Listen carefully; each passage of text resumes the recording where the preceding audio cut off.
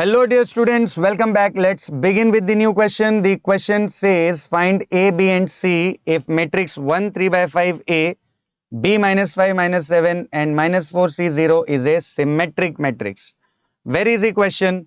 So without wasting any time, let's quickly begin with the solution. First of all, ये जो भी matrix यहाँ पर दिए हुए इसको हम कुछ नाम दे देते हैं. Let us say this is matrix A. So let A equals to this given matrix. अब हमें क्या फाइंड करना है? ए बी एंड सी की वैल्यूज.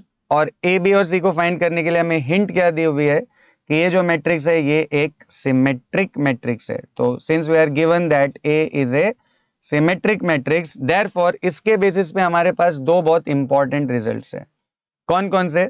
सबसे पहला रिजल्ट, अगर कोई मैट्रिक्स सिमेट्रिक होती है तो A transpose will be same as ए.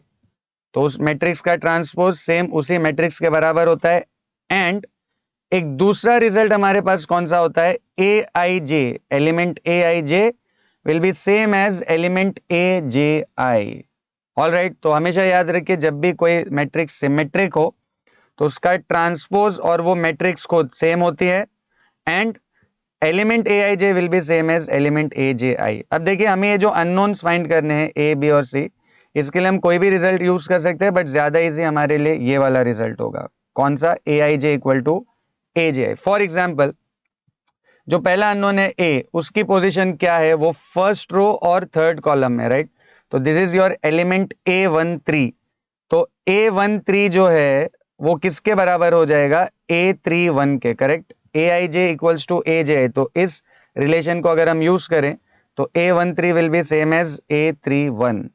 अब A13 जो है वो है A. करेक्ट. तो A इक्वल्स टू क्या हो जाएगा? A31. 31 meaning third row and first column. तो थर्ड रो और फर्स्ट कॉलम है -4. सो A की वैल्यू हो जाएगी -4. काफी इजी है.